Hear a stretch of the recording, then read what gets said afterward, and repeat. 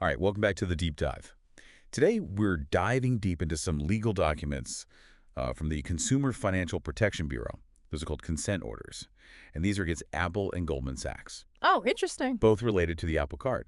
Okay. So these orders, they reveal some pretty shocking issues, Hmm. especially around like dispute resolution and this financing feature called Apple Card Monthly Installments, or ACMI for short. Yeah, I mean, it's really interesting, right? When you think about this partnership, a tech giant like Apple, known for sleek design and user experience, and then you have a financial powerhouse like Goldman Sachs. Right. It really highlights this like merging of technology and finance, but also raises important questions about how these different worlds work together to, navigate consumer protection. Totally. And it seems like there was a lot of pressure to get this product to market quickly. Yeah. I mean, the agreement between Apple and Goldman actually Wow. included a $25 million penalty for Goldman Wow. for every 90-day delay in launch. Wow, that's a lot of pressure. Yeah, talk about high stakes. Yeah, and that urgency might have contributed to some of the issues that surfaced later on. Yeah. I mean, there were internal assessments at Goldman that flagged their dispute system as not fully ready before the Apple Card even launched. Oh, wow. So you have this tension between speed and preparedness, and unfortunately, it seems like preparedness maybe took a back seat. Yeah, let's talk about those disputes. Okay. So imagine this. You're scrolling through your Apple Card transactions, Mm-hmm. and bam, you see a charge you don't recognize. Oh, yeah. So you do what any savvy consumer would do. You hit that report an issue button right there in the Apple Wallet app. Right. You think that would send your dispute straight to Goldman Sachs for investigation? Yeah, you would think so, yeah. But here's the bombshell. Yeah. The CFPB found that Apple failed to send tens of thousands of these disputes to Goldman. What? Yeah. So people are reporting potentially fraudulent charges and their disputes are just going nowhere. Yeah, they're just getting lost in the digital void. No wonder some Apple Card users were left feeling frustrated and helpless. And it gets crazier. Oh, no. Later on, Apple tried to streamline things by adding a second form to their dispute process, Okay. which on the surface sounds reasonable. Yeah. But if users didn't complete this new form, Apple still didn't send the disputes to Goldman. Oh, my gosh. They basically created this system where disputes could just fall through the cracks. It's just mind-boggling how something designed to be so user-friendly could have these major flaws, Right. in its back-end processes. Yeah, and I think this really underscores the importance of understanding, the division of responsibilities in these kinds of partnerships. Apple was focused on creating that seamless experience. Right. And Goldman was responsible for the nuts and bolts of credit card operations. Right. It seems like somewhere along the line, communication and coordination broke down. Yeah. And it wasn't just Apple dropping the ball. Goldman Sachs had its own set of challenges in handling these disputes effectively, even beyond the ones Apple failed to send over. Right. We're talking widespread errors that affected hundreds of thousands of disputes. Yeah, the scale of these violations is pretty alarming. I mean, they failed to send legally required acknowledgement and resolution letters on time Oh, well, for over 300,000 disputes. it's a lot of people. That's a lot of people left in the dark about the status of their disputes. And then they also incorrectly reported disputed amounts to credit bureaus, Oh, no. which could have serious consequences for people's credit scores. That's a big deal. And it gets worse. They failed to conduct reasonable investigations before rejecting disputes and even held consumers liable for unauthorized charges before properly investigating. Are you serious? It makes you wonder about their processes and priorities. It really does. What's particularly concerning is that these violations point to potential systemic issues within Goldman's dispute resolution system. Right. This wasn't just a few isolated incidents. It was a pattern of widespread errors affecting a huge number of consumers. Yeah. And it raises the question, how do we as consumers protect ourselves in a system where even major financial institutions can make these kinds of mistakes? That's the question, isn't it? Yeah, I think diligence and awareness are key. Right. Carefully reviewing those credit card statements and promptly disputing any errors is crucial. Right. You have rights as a consumer and you need to be your own advocate, Absolutely. especially when dealing with complex financial products. All this talk about disputes Yeah. has me thinking about those interest-free financing deals that Apple advertised ACMI, right? Right. Apple Card monthly installments. On the surface, it sounded like a fantastic way to buy those shiny new Apple devices with interest-free payments spread out over time. Yeah. But guess what? It wasn't as straightforward as it seemed. Oh, no, here we go again. What happened this time? Did things get lost in the digital ether again? Well, not exactly lost, but definitely misleading. Both Apple and Goldman were found to have deceptively advertised ACMI as automatic, leading consumers to believe that purchases would automatically be enrolled in this interest-free financing option. So people are buying iPhones and Apple Watches thinking they're getting this great deal, Right. and then bam, they get hit with interest charges they weren't expecting. That's exactly what happened to many unsuspecting consumers. That's not cool. And to add insult to injury, in order to actually get the interest-free deal they had to return their devices and repurchase them. Well, come on. Talk about a frustrating and inconvenient process. Oh my gosh, hold on. It gets even more convoluted. Goldman also misled ACMI users about how refunds were applied to their accounts. Oh, wow. So even if you managed to jump through all the hoops to get ACMI, you could still end up with unexpected charges or confusing account statements. It seems like a classic case of overpromising and underdelivering.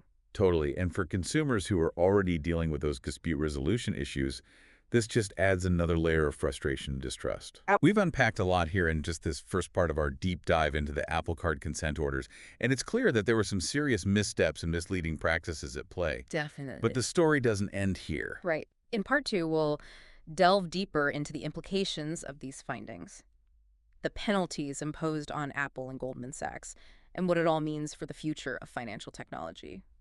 Buckle up, deep divers, because we're just getting started. Yeah, this is just the beginning. Welcome back to the Deep Dive. Last time we were talking about some pretty concerning stuff with the Apple Card, like those tens of thousands of disputes Apple just didn't send to Goldman Sachs. Great. And Goldman's own issues with handling disputes correctly. Yeah. I mean, it's crazy to think something that's supposed to be so easy to use could have such big problems. It really makes you think about the bigger picture. You know, are these just isolated incidents, or is this like a trend in fintech? Yeah, are we going to see more of this as more companies jump on the fintech bandwagon? All right, everyone's promising this seamless experience, these innovative solutions, but are they really equipped to handle, like, the complexities of consumer protection and financial services? Totally. On one hand, you have these tech companies like Apple, masters of design and user experience. Right. But they're venturing into a space that needs a deep understanding of regulations, compliance, risk management. And on the other hand, you have these established financial institutions like Goldman Sachs, Right. who are trying to keep up with all this tech innovation, but sometimes quality control and consumer protection fall behind. It's like a recipe for disaster. Yeah, if you're not careful. And we've seen similar issues pop up with other fintech partnerships, where this desire for rapid growth and, it disrupting the market kind of overshadows the need for, like, good operations and consumer protection. So where do we go from here? How do we stop this from happening again? It can't just be about hitting companies with fines after everything's already gone wrong. You're right. It needs to be a multifaceted approach with regulators, companies, and even consumers all doing their part. Okay, break it down for us. What needs to happen on each side? Well, from a regulatory standpoint, the CFPB's actions send a pretty clear message. Like, don't mess with the CFPB, right? Yeah, they're watching, and they're not afraid to hold even the biggest players accountable. Enforcement is key to deterring future violations and protecting consumers. But you said enforcement alone isn't enough. What else needs to happen on the regulatory side? Regulation has to keep up with how fast fintech is evolving. The rules need to be updated to deal with the unique challenges and risks that come with these new technologies and business models. Makes sense. Can't use yesterday's rulebook for tomorrow's game, right? Exactly. And then for companies themselves, they need to step up and prioritize compliance and risk management. This means investing in the right systems, the right training, and personnel who can handle the complexities of financial services in a digital age. It's all about finding that balance between innovating and being responsible. Absolutely. You can't just launch a product and hope for the best. Right. And what about consumers? What can we do? We need to be informed and empowered to stand up for ourselves. Okay. This means reading those terms and conditions, carefully understanding our rights, and reporting any issues we encounter. Knowledge is power, especially when it comes to finances. It's easy to get caught up in the excitement of new tech and flashy marketing, but we can't forget to do our research. And companies should make it easier for us to do that. They need to prioritize clear communication, transparency, easy to understand disclosures. Let's face it, most people don't have time to read pages of legal jargon. Right. We need financial products that are easy to use on the front end, but also ethical and responsibly managed on the back end. Couldn't agree more. It's about finding that balance where technology benefits consumers without, putting their financial well-being at risk. Speaking of consequences, let's talk about those penalties imposed on Apple and Goldman Sachs. Okay. So we know Apple was hit with a $25 million fine, and Goldman a whopping $45 million plus consumer redress. Right. But what does that actually look like in practice? Well, those civil penalties go straight to the CFPB's Civil Penalty Fund, Okay. which they use to support consumer protection efforts. It's like reinvesting those funds back into the system to protect more consumers down the line. So it's not just about punishing the companies, but about using those funds to actually prevent future harm. Right. What about that consumer redress, though? How does that money get back to the people who are actually affected? That's where the redress plan comes in.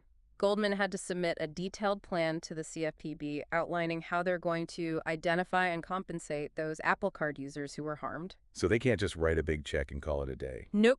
They have to show a clear process for figuring out who qualifies for compensation and how much they should get. And the CFPB makes sure that process is legit right. Exactly.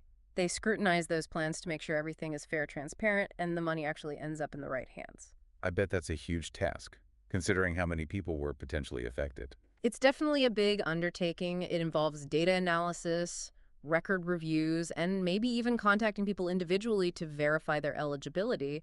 But it's an essential step to provide some relief to those who were harmed.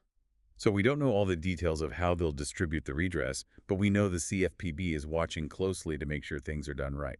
That's right. And it's important to remember that redress isn't just about money. Right. It's about rebuilding trust, holding companies accountable, and preventing these kinds of violations from happening again. It's easy to get lost in all the legal and financial details, but at the end of the day, it's about real people whose lives were disrupted by these practices. You're absolutely right. And in part 3, we're going to hear from some of those affected Apple Card users. Okay. We'll delve into their personal stories of frustration, financial hardship, and the challenges they face navigating this whole mess. It's a reminder that these aren't just abstract legal matters. Yeah. This stuff has real-world consequences for everyday people.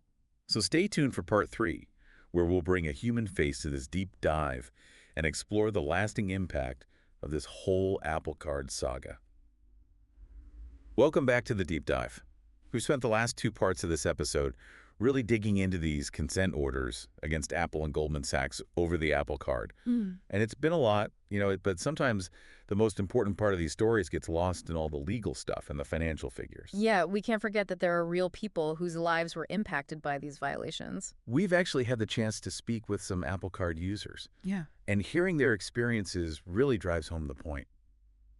It's really eye-opening. It's heartbreaking, honestly. One user we spoke with, let's call her Sarah, had a fraudulent charge on her Apple Card. Okay. And, she thought it would be simple to dispute it. Right, just click a button, file a report, done. Exactly. But weeks turned into months, and she heard nothing from Apple or Goldman Sachs. So she's just stuck, not knowing what's going on with her dispute, and this charge is just sitting on her account. Right, and to make things worse, that disputed amount started gaining interest, Oh, no. adding to her financial stress. It's a nightmare. She tried contacting both Apple and Goldman, but she was just getting bounced back and forth between them. Ugh. No one wanted to take responsibility. It's awful. And, while this is happening, her credit score is probably taking a hit because of a charge she didn't even make. That's exactly what happened. The unresolved dispute and those mounting interest charges tanked her credit score. Oh, gosh. And she was trying to get a loan to fix her car, and it made things really difficult. This one little issue just spiraled out of control. It really shows how even small problems with financial products can have huge consequences for people. It's not just numbers on a page, it's real lives. Absolutely. Yeah. Another Apple Card user, let's call him, John, reached out to us about his experience with ACMI, that interest-free installment plan we talked about. Right. He thought he was getting a great deal on a new iPhone. Yeah, but it wasn't as straightforward as it seemed. So what happened when John got his first statement? Was he in for a surprise? Big time, he saw the full price of the iPhone on his balance, Oh, no. with interest accruing at the regular rate. Wow. He felt totally misled by the ads and frustrated that he wasn't told about having to opt in to ACMI during checkout.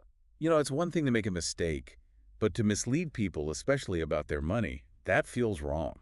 Totally. And John's story shows how even seemingly simple features can be confusing and complex, Right. leading to unexpected financial burdens. And did John try to get it resolved? Oh, yeah. He contacted Apple. They told him to talk to Goldman. Goldman told him there was nothing they could do because he didn't opt into ACMI when he bought the phone. So frustrating just passing the buck. It really highlights the need for companies to be more transparent and accountable. For sure, they need to put themselves in their customer shoes and ask, is this really fair? Consumers deserve clear communication, straightforward terms and conditions, and a real commitment to fixing problems fairly and quickly. Absolutely. And as we've seen with the Apple Card, that wasn't always happening. It's a good reminder for all of us to stay informed, to read the fine print, and to be our own advocates when things go wrong. Definitely, even in today's world where everything seems so automated, we can't forget about the human side of things. Right behind every transaction, every statement, every dispute, there's a real person whose life is affected.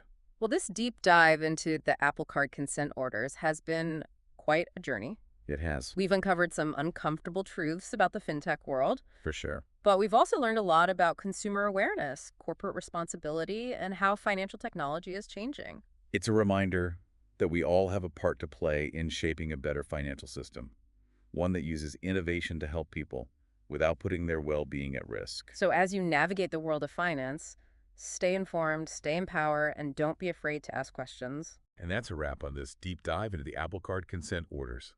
We hope you learned something and feel more empowered as a consumer. Until next time, stay curious and keep on diving.